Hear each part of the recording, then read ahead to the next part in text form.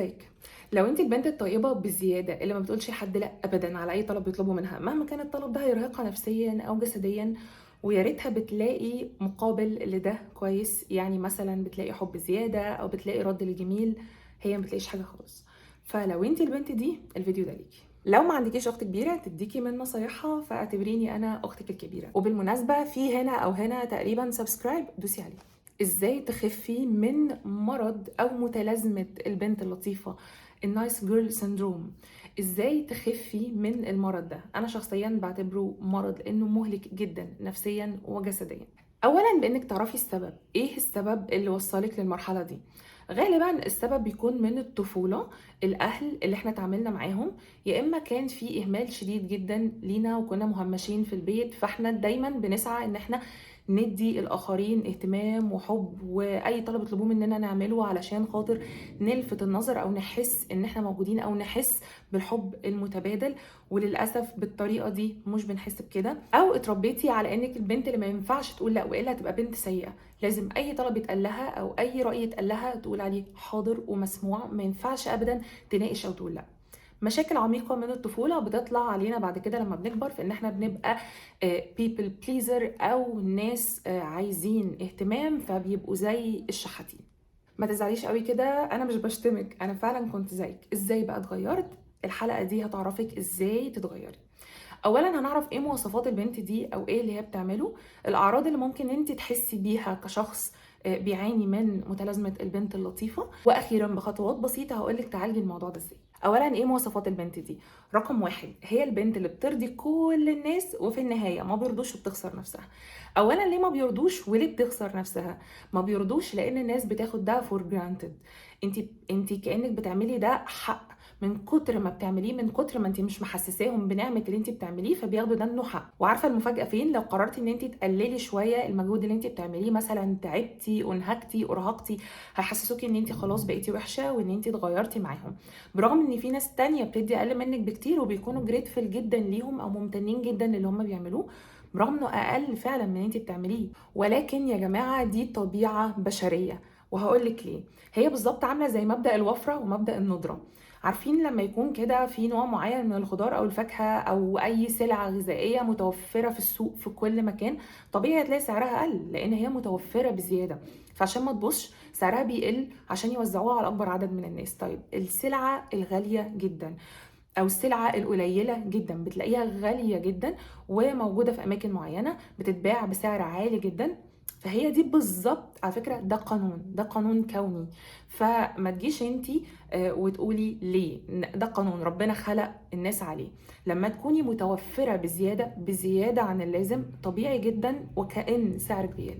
ليه بقى بتخسري نفسك؟ لانك بتنهكي من كتر ما بتدي الناس اهتمام، بتنهكي من كتر ما بتدي الناس مجهود، فبالتالي ما عندكيش اصلا وقت لنفسك، ما عندكيش مجهود تبذليه في نفسك، ما عندكيش وقت اصلا تحبي نفسك من كتر ما انت عماله تبذلي مجهود في ازاي الناس يحبوكي. وعلى فكره قاعده، لو مش بتحبي نفسك مش هتلاقي حد يحبك. تاني عرض هي البنت اللي دايما بتسمع لمشاكل اللي حواليها مهما كان يومها مليان مشاكل، مهما كانت تعبانه وعايزه تنام، مهما كان اي حاجه حصلت هي بتسمع برضو وما بتعرفش تقول لا. لما حد بيتصل بيكي او لما حد بيروح لك يشتكي لك من يومه ومن مشاكله، وخصوصا لو كان دي طبيعه الشخص ده، الشخص اللي ما بتشوفيش منه غير بس الشكوى، وبرغم ان الشخص ده تقريبا كده بيستغلك عاطفيا الا انك برضه ما بتعرفيش تقولي لا، وبتقعدي تسمعي برغم ان انت اصلا خلاص على تكه ومش قادره بس برضه بتسمعي. هي البنت اللي لما بتحب حد او بتقع يعني في غرام حد، البنت دي بتبقى لطيفه جدا جدا جدا معاه، بتبقى حواليه طول الوقت، عايزه ترضيه، عايزه تعمله كل اللي نفسه فيه، عايزه تفهمه من نظره، فبيبتدي الشخص التاني يمل منها او يزهق او يحس انها خانقاه وبالتالي بيبعد. بس هي ما بتبقاش عارفه هو بيبعد ليه، هي مش بتبقى عارفه ان هو بيبعد عشان اتخنق او حس بملل او ان هي موجوده طول الوقت، برضو بمبدا الوفره والندره. اعراض بقى انا متاكده ان انت بتحسي بيها لو انت البنت اللطيفه بزياده. اول حاجه انك بتحسي بالذنب جدا لو قلتي لا، بتحسي انك لو قلتي لحد لا بالذنب تجاهه وكانك مامته مثلا.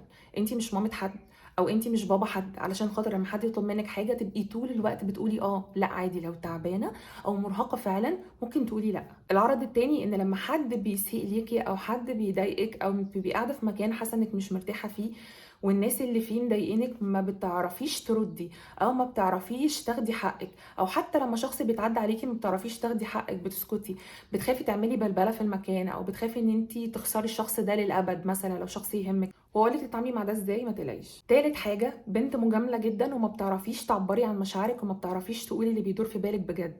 يعني على سبيل المثال، لو شخص دمه تقيل وسخيف وبيحب مثلا يهزر هزار تقيل او يرمي نكت تقيله او كده، كل مره انت بتضحكي علشان تجامليه برغم انك بتبقي مخنوقه جدا من جواكي، فاحب اقولك ما تضحكيش، انت مش مضطره تضحكي. رابع حاجه، بتضحي بسعادتك، بوقتك، احيانا كمان بفلوسك علشان ترضي اللي حواليكي او اللي حواليكي يحبوكي، وزي ما قلت لك برضه ما بتاخديش في المقابل حاجه.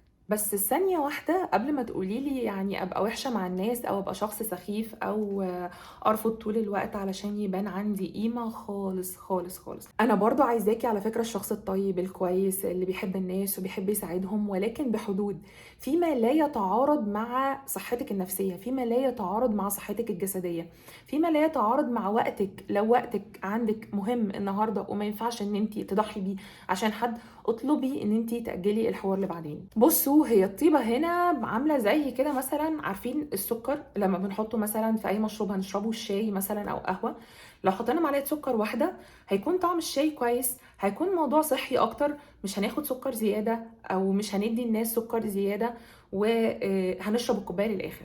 لكن لو حطينا 10 معالق سكر، 20 معلقه سكر، هيخلي الشاي طعمه منفر، حتى لو طعمه حلو بس هيبقى من كتر حلاوته منفر. عارفين، هو ده بالظبط كده ازاي نتعامل مع الطيبه بتاعتنا، ما تبقاش اوفر او زياده عن اللازم، او ما ندلدقش طيبه لدرجه ان احنا نأذي نفسنا وننفر الناس حتى مننا. طب خلاص دلتينا، عرفنا ان احنا فينا كل العيوب الوحشه دي يا ستي، نتعامل معاها ازاي؟ اولا كان لازم تعرفي صفات البنت دي ايه، الاسباب ايه، الاعراض اللي بتحصل لك ايه، علشان تعرفي تتعاملي معاها. فكل اللي فات ده كان مهم جدا. نتعامل ازاي بقى مع الموضوع؟ اولا ممكن تدي لنفسك فرصه قبل ما تقولي اه. يعني ادي لنفسك فرصه نص ثانيه تفكري، هل الطلب اللي بيطلب مني ده اقدر اعمله فعلا، ولا كده هبقى باجي على نفسي قوي وهنام بالليل منهاره، او هبقى يومي حزين وتعيس. فكري الاول لثواني ان كنتي تقدري تقولي اه او لا. لو ما تقدريش قولي لا واعتذري بشكل لطيف. على سبيل المثال، حد طلب منك حاجه في الشغل زياده، حد طلب منك حاجه في البيت زياده، ممكن جدا تقولي معلش انا فعلا النهارده تعبانه جدا، ممكن ناجل الحاجه دي لوقت تاني، او ممكن حد يقوم بيها بدالي لان انا فعلا تعبانه، معلش اعذروني. اعتذرتي بشكل لطيف ورحمتي نفسك من مشكله كنت هتقعي فيها كبيره جدا او حاجه هتاخد من وقتك كتير جدا بكلمه واحده بس. انتوا متخيلين على صعوبه الكلمه دي لما بتطلع من الشخص اللي من النوع ده قد ايه بتشيل من على كتافه حمول؟ يعني كلمه بسيطه جدا هتحللك مشكله كبيره قوي. تاني حاجه، لما حد يسالك وجهي، ما تخافيش ان انت تخسري شخص اصلا بيسالك، او شخص اصلا بيضايقك، او شخص اصلا حتى بيجرحك بالنظرات او بالكلام، او بنت مثلا مش بتحبك بتبصلك من فوق لتحت. خايفه تخسريها ليه يعني؟ بالعكس، على فكره انت لما بتنظفي حياتك من الناس السيئه بتبتدي تسيبي مكان للناس الجيده انها تخش، يعني بتجذبي ناس احسن ليكي، لان انت اولا ثقتك في نفسك بتعلى، ثانيا تقديرك لنفسك بيعلى، وبالتالي تلقائي هتجذبي الناس اللي هتحسسك بده برضو. ما تخافيش تواجهي الاشخاص اللي بيضايقوكي، حتى لو هتعملي ده في الاول وانت مضغوطه نفسيا، حتى لو هيكون الموضوع صعب عليكي. انا عارفه الموضوع ممكن ما يكونش بالسهوله دي، ولكن دربي نفسك في موقف واثنين وثلاثه. على فكره طبيعي جدا انه ممكن يكون في اول او تاني موقف تتعرضي له ما تكونيش لسه عارفه تردي بالشكل الصح، او ما تكونيش لسه عارفه تمسكي بزمام الامور، ولكن بعد كده مع التدريب، كل حاجه بالتدريب، هتبتدي ان انت تعرفي تتحكمي في نفسك في المواقف اللي زي دي. واي حد يواجهلك اساءه هتعرفي ان انت تردي عليه كويس قوي. كمان حاولي ان انت تتعلمي فنون الرد، الرد الشيك او الرد الظريف او الرد اللي ما يغلطكيش، حتى لو ما كانش شيك بس مش هيغلطك لو اتعرضتي لموقف سيء. تالت حاجه، لما تحسي انك مش مرتاحه في مكان انسحبي، انسحبي وما تخافيش. لما تحسي ان انت مش مرتاحه في مكان، او الناس اللي في المكان مش مريحينك، او المكان نفسه كده الفايبس بتاعته سخيفه او سيئه او تقيله، انسحبي من المكان. انا عايزه اقولك ان اصلا ده ممكن يحميكي من مواقف سيئه كتير. عارفين الناس اللي بتحترم مشاعرها وبتكون قاعده في اي مكان مضايقها تقوم منسحبه؟ على فكره ممكن اصلا المكان ده يكون يعني في اشخاص سيئه، ممكن جدا يكون هيحصل لك او كان هيحصل لك حاجه سيئه في المكان ده، ولما انسحبتي وفرتي على نفسك موقف سيء ممكن يضايقك جدا لايام. غالبا الناس اللي بتحترم مشاعرها ووجودها في اماكن معينه بيضايقها فبتنسحب، على فكره بيعيشوا حياه اسعد واسهل من الناس اللي بتضغط على نفسها تقعد في مكان بتلاقي منه مشكله. لان على فكره احنا بيبقى جوانا كده احساس كده بان كان في حاجه سيئه هتحصل، ان كان المكان ده في حد هيضايقني فيه، او الناس اللي فيه مش مريحيني كده وهيعملوا حاجه معايا مثلا هتضايقني. ففكره الانسحاب هنا بيكون على فكره ايجابي وليه مميزات كتير جدا.